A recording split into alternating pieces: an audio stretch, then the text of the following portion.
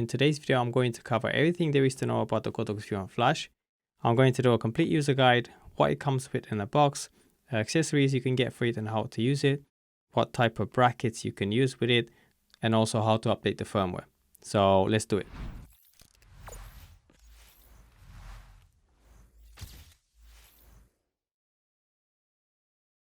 So when you buy the Godox View on Flash, you get obviously the flash, together with a pouch as well as a battery, a charger and a cable. The pouch has a small strap that is being held together by a Velcro, and in the pocket behind it there's a foot for the flash that can also be mounted on top of a light stand thanks to a 1/4 inch thread. This is what it looks like when mounted onto the foot. Just be sure to lock it so it won't slip out. The version I have in front of me is for Sony. As you may have noticed, there is an S on it. Godox also makes it for Canon, Fuji, Nikon, Olympus, Pentax, and Olympus one is also compatible with Panasonic. Just by looking at the flash, you can see it has a round head and it looks very similar to the Profoto A10 and the older Profoto A1, which is now discontinued. I have not compared it to the Profoto. On the paper, they're similar, which makes the Godox the better value because it is cheaper. Now, just looking at the body of the flash, we can see it has a battery release button, the foot lock, and next to the battery, there's also a flap that covers the USB Type-C and a PC Sync port.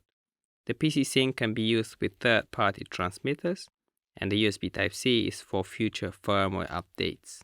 It cannot be used for charging the battery on the flash. Now, let's move on to the user guide. First, let's start with the buttons on the flash. So there's a row of 4 buttons at the top, which I will refer to as dynamic buttons because the function of these buttons change throughout the modes. They do not stay the same. Also, the function of these will be represented just above them on the screen. The rest of them don't change, they stay the same. So the next one is the menu, which can take us inside a menu or outside a menu. If long pressed, it can lock all the buttons on the flash. So if I accidentally press any of them or bump into them, the settings won't be changed, won't be affected. The only button, or should I call switch, that does not get locked is the power switch. The next one is the test or ready to flash lamp. Basically how flashes work, they have some high voltage capacitors inside them that take power from the battery and release it very fast in sync with the camera's shutter speed. They usually complete the cycle very fast relative to the output power we are using. While the capacitors are recharging, the lamp indicator will blink red, and when ready, the lamp indicator will turn green. It will also beep if the function is enabled in the menu. The lamp or light is also a test button that can help us test if everything is working just fine. The next one is the dial, which has the function of dialing or scrolling, and it is also equipped with 2 buttons on the vertical axis as well as horizontal axis, and a button in the center as well. Starting with the top where we have the zoom. The zoom can either be set auto or manual. When in manual, we can choose from 28 up to 105. If left in auto, the flash will automatically zoom based on the lens, which is also useful if we're using a zoom lens. Next to the left, there's an exposure compensation button. This can help us add compensation or take compensation as well as control the output power when we are in manual. Changing the compensation requires 1 press to enable, then either turning the dial or going up and down the arrows. On the right hand side, we have the modeling lamp. Pressing it once takes us to the options for the lamp. Pressing the lamp button again takes us back to the main screen. While inside the options screen, we can turn the modeling lamp by pressing OK or confirmation button. And once on, we can adjust the output power, which ranges from 1 up to 10. Turning it off can be done the same way as turning it on. And the last one on the dial is the mode, which can help us toggle through the modes, both in radio or regular flash. We have 2 more buttons on the flash, which are the radio toggle, that can help us switch between radio mode and regular flash, and of course the power switch, which turns it on or off. Now the fun part, the modes of the flash. When radio is not enabled, there are 3 shooting modes: TTL, manual, and stroboscopic. In TTL mode, we have two options, TCM and sync. Sync enables high-speed sync, which allows your flash to sync with the camera beyond the regular speed sync. Very useful, especially during the day if you want to shoot with your aperture wide open. TCM is an option that takes the TTL output and translates it into an equal manual output power. So if you want to shoot manually, you don't need to guess what your output power should be. You can just use TCM. Very useful, especially if you don't carry a light meter with you. While in TTL, you can add or reduce the power of the flash using the compensation option up to 3 stops above or minus 3 stops in increments of 1/3 of a stop. The next mode is manual, and obviously in manual you can fully control the output power of your flash. Changing the output power can be done from the exposure button on the dial in increments of 1/10 of a stop if using the dial, or in full stops by going up and down the arrows. Option wise, we have the same options just like in TTL, TCM and sync, and also S1 as well as S2. These two options only show while the flash is not mounted onto the camera. So S1 and S2 are slave modes that do not use radio, but instead they use the optical sensor inside the flash. While S1 is enabled, if our unit detects a flash coming from another unit, it will trigger as well. While the S2 is enabled, our unit will ignore the first flash and trigger when it detects a second one. And that can be used with cameras that have a pre-flash function. But there is one thing that you should note. The output power of our flash is independent from the flash unit that triggers it. So it will trigger at the output power that we set it to. And the last mode is stroboscopic. On the flash is named multi. And this mode allows your flash to trigger a burst of multiple consecutive flashes to get images with a trail effect similar to this one over here. The times option is the total number of the flashes in your burst, and the hertz determines how far in between they will be. By the way, hertz is a unit measuring cycles per second. The number of cycles can limit the total times if too high, and vice versa, a measure of protecting the flash from overheating. Switching to radio will give us 2 master modes, where the flash becomes a radio trigger, and 3 slave modes, where the flash becomes a radio receiving flash. We will know we are in radio mode when an aerial symbol will show at the top left corner of the screen. The 2 master modes are regular shooting and stroboscopic. In a regular master shooting mode, we can control 3 groups, A, B, and C. M is not a group, but it is actually our flash. So if we don't want our flash to trigger with the other groups, then we can turn it off. As we can see, every dynamic button corresponds with a group. Pressing once can turn it on in TTL mode. Pressing twice can switch it to manual, and the third time turns it off. While in TTL, we can adjust compensation, and when in manual, we can fully control the output. The next mode is stroboscopic. In stroboscopic, we can turn on or off groups by pressing the corresponding dynamic button to the group. We can adjust the output power from the exposure button. And if we want to change the times and hertz, we can enable the option of changing the times by pressing the confirmation or OK button once. And by pressing it twice, we can go to hertz. In radio slave mode, the flash can either be TTL, manual, or stroboscopic. We will know we are in slave when the flash will show it RX. It used to be previously called slave in previous firmware version. You will also have an aerial showing at the top, and the screen will turn from blue to amber. Now we can choose whatever mode we want. However, the master or the transmitter that controls it will override the settings. So it will change it to whatever settings we have on the master or transmitter. And that is everything about the modes. If for some reason you don't like the changes you have made to the flash, you can reset it to factory default by pressing the 2 dynamic buttons at the top where it says RST. So you have to keep it pressed until reset will show on your screen, and reset will go away. After which you can release the buttons and your flash will be reset to factory default. Now the last thing that we have to cover is the menu. The first settings that we can change in the menu is whether we want our recommended distance range to be in feet or meters. If you don't know what that is, here is an example. On the main screen, we have a grid with a solid bar on top, which tells us the range where we will get the best exposure. This bar can change in size, meaning that the range will shrink or grow, and it will also change the location on the screen, which will tell us that the distance where it takes effect, where the range takes effect, can change.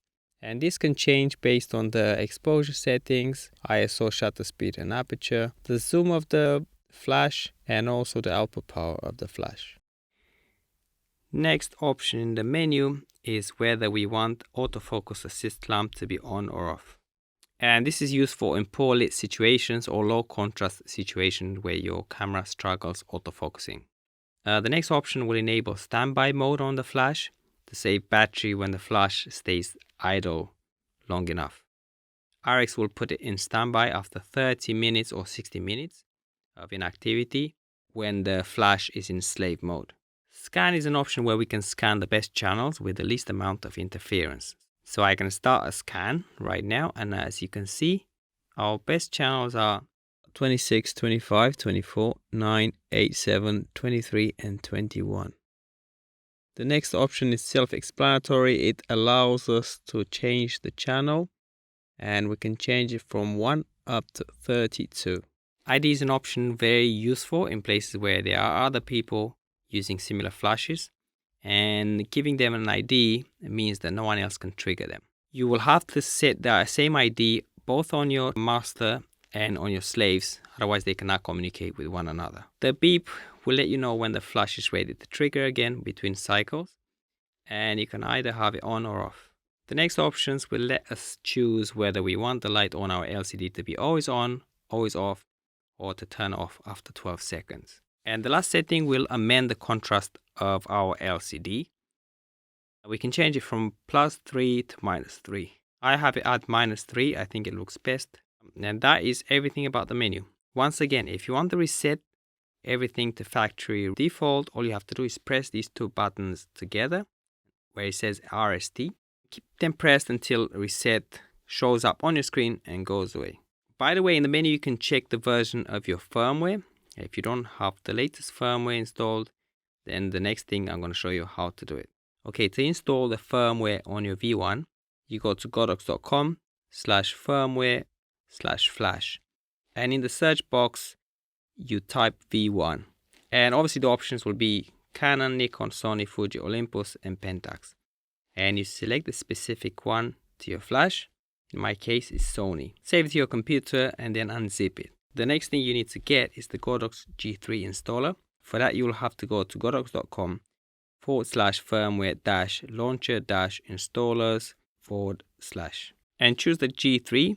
Click the download button to save it to your device. By the way, I will also provide these links in the description of the video. Next, we need to unzip it and launch the installer.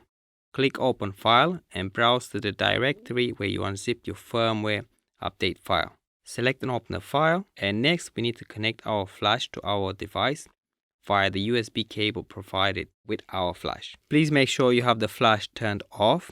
You can either have the battery in or out, it doesn't really matter so long the flash is powered off. Once plugged in, it should say device connected. Then you can proceed with the update. Make sure not to disconnect the cable during update, and once finished, it should say update finished successfully. Now you can disconnect and turn on your device, and in the menu it should show the latest firmware version. And that is how you update the firmware on your V1. If you want to control the flash with something smaller rather than a large flash on top of your camera, there are several options which not only work with a V1 but also other lights from Godox as well. The transmitters are the X1, the X2, the X Pro 1 and recently announced X Pro 2. I own two X1s because I'm using two cameras when I do events. And that is it when it comes to wireless transmission. Now let's cover the accessories.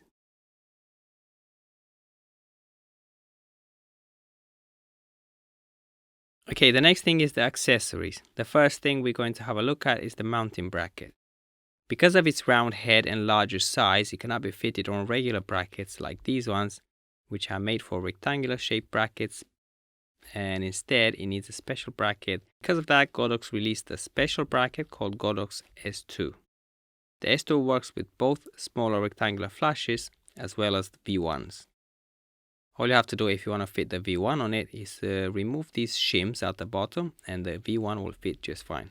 The S2 bracket has a solid construction, so you can fit even larger softboxes. However, you cannot go too large because the larger the modifier, the more the light will scatter and the more power will be required. By the way, the power of the V1 is 76 watts second. Here we have the accessory kit from Godox, and unlike in the last video I made about the kit, I will explain what the purpose of each item is and how to use it with examples. So the V1 has a metal ring at the top, and all accessories can be attached to the V1 easily because they all have magnets. You can also stack them on top of another, so that way you can use multiple modifiers to obtain your desired effect. In the kit we have a dome diffuser, a diffuser plate, a bounce card, a honeycomb, a snoot, a barn door, and an adapter with gel filters.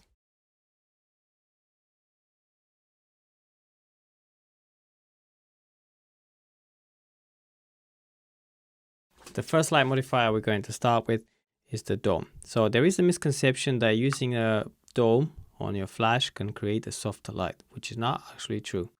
All it does, it allows the light from the flash to spread better because of its semi-sphere shape, and it will also even the light so there won't be a rim or a hot spot in the center. To demonstrate that it does not soften the light, here is a picture taken with a bare flash, another picture taken with a flash using the dome, and the last picture using a softbox.